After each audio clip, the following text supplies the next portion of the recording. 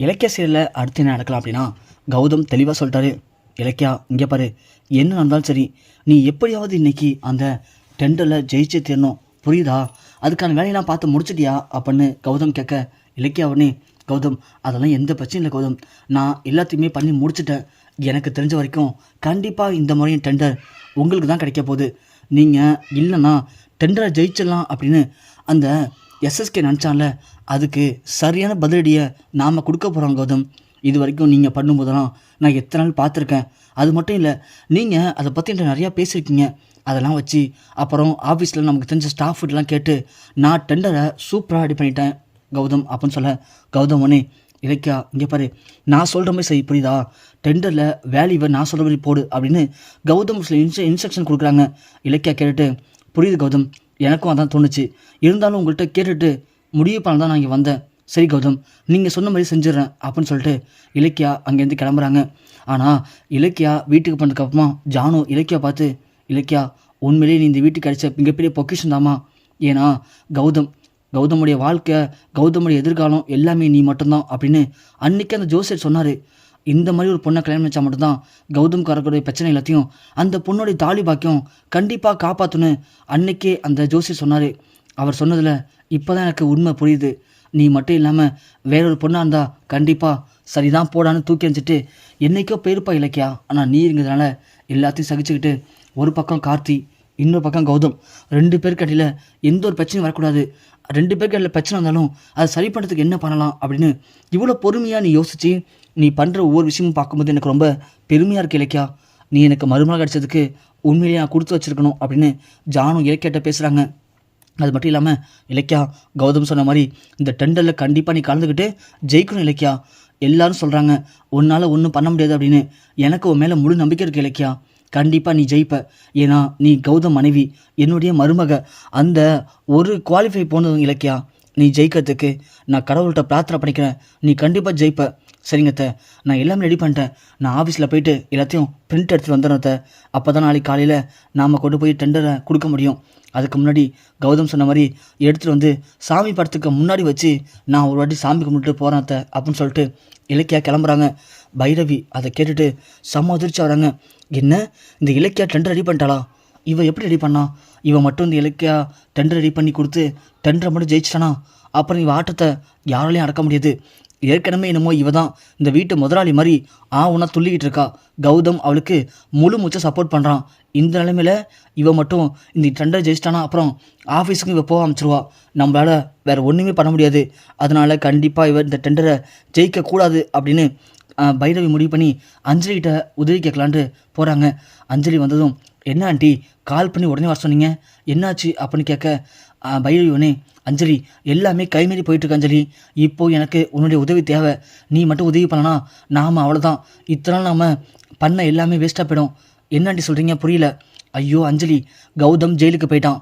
ஆனால் இந்த இலக்கியா சும்மா இல்லாமல் கௌதமை வெளியே கொண்டு வருவா அப்படின்னு பார்த்தா இந்த இலக்கியா கௌதம் சொன்னானா இன்றைக்கி ஒரு டெண்டர் நடக்க போதான் நாளைக்கு காலையில்.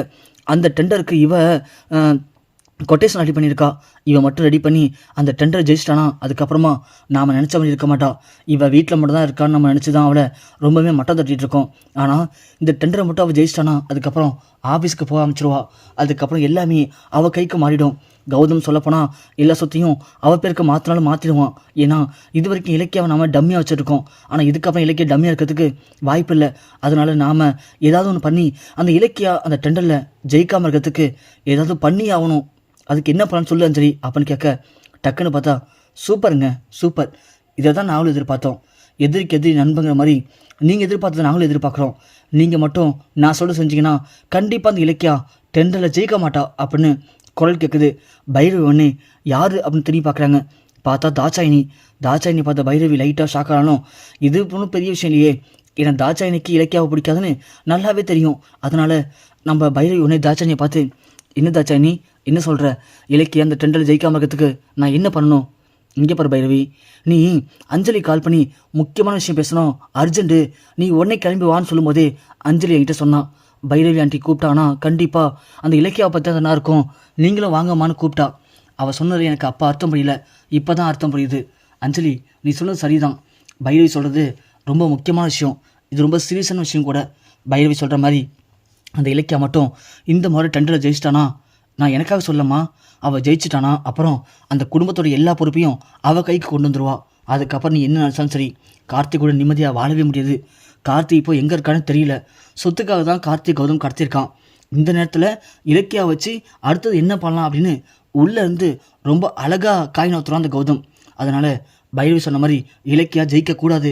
அதுக்கு என்ன பண்ணணும், அதுதான் பண்ணணும் இப்போது.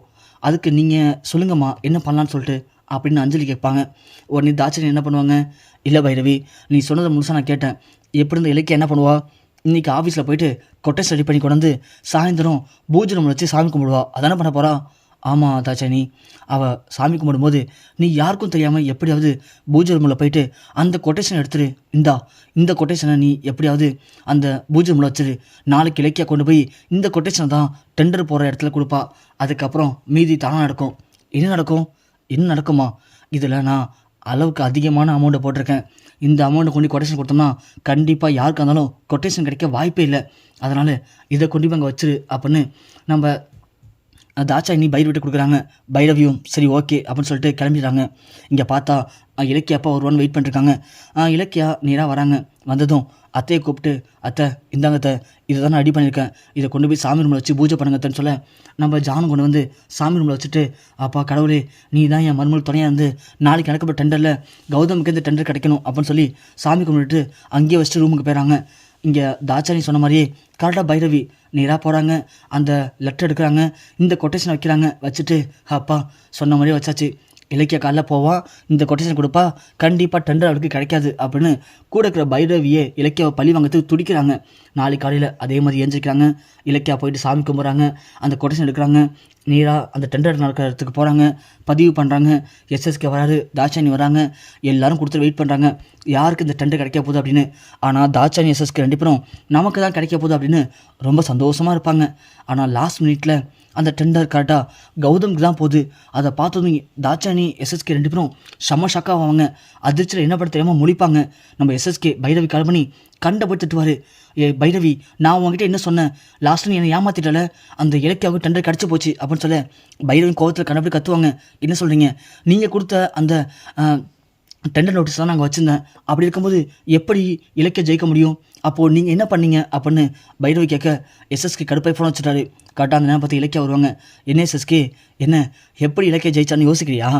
ஏன்னா அது பைரவிகிட்ட நாம் ஒரு புது கொட்டேஷன் கொடுத்தோம், அந்த கொட்டேஷன் தான் பைரவிங்க வச்சா, அந்த கொட்டேஷன் கொண்டா கொடுத்து இலக்கிய அப்படி ஜெயிச்சா அப்படின்னு யோசிக்கிறீங்களா அப்படின்னு சொல்ல எஸ்எஸ்கே அப்புறம் தாட்சாணி ரெண்டு பேரும் ஷாக்காகி பார்க்குறாங்க. என்ன எனக்கு நேர்த்தி கௌதம் சொல்லிட்டாரு, கண்டிப்பாக எஸ்எஸ்கே சும்மா இருக்க மாட்டான், அதனால் பைரவி அம்மாவை யூஸ் பண்ணி எப்படி இதை தான் பண்ணுவான், அதனால் நீ ஒரிஜினல் கொட்டேஷன் அங்கே வைக்காத, ஒரிஜினல் கொட்டேஷன் நீ கையிலே வச்சுக்கோன்னு சொன்னார். அவர் சொன்ன மாதிரியே எலி தானாக வழியில் சிக்கணுச்சு, அதனால் நானும் அப்படியே விட்டுட்டேன். கடைசியில் அதை நம்பி நீங்கள் ஏமாந்து போய் நிற்கிறீங்க. என்றைக்குமே அடுத்தவங்களை கெடுக்கணும்னு நிற்கக்கூடாது. நமக்கு கிடைக்கிறதுக்கு என்ன பண்ணணும் தான் யோசிக்கணும் தவிர அவங்களுக்கு கிடைக்காம இருக்கிறது என்ன பண்ணணும்னு யோசிக்கக்கூடாது. அதான் அப்படி யோசிச்சா கடைசியில் கிடைக்க போகிறது ஏமாற்றமோ தோல்வி மட்டும்தான். நீ இன்றைக்கி தோற்று போயிட்ட. அதே மாதிரி கார்த்தி உங்ககிட்ட தான் இருக்கான்னு நல்லாவே எனக்கு தெரியும். கார்த்தியும் காப்பாற்றுவேன், கௌதமுக்கும் இந்த கடத்தலுக்கும் எந்த ஒரு சம்மந்தம் இல்லைன்னு கண்டிப்பாக நிரூபித்து என் புருஷன் கௌதமை நிரபராதியை வெளியே கொண்டு வருவேன்.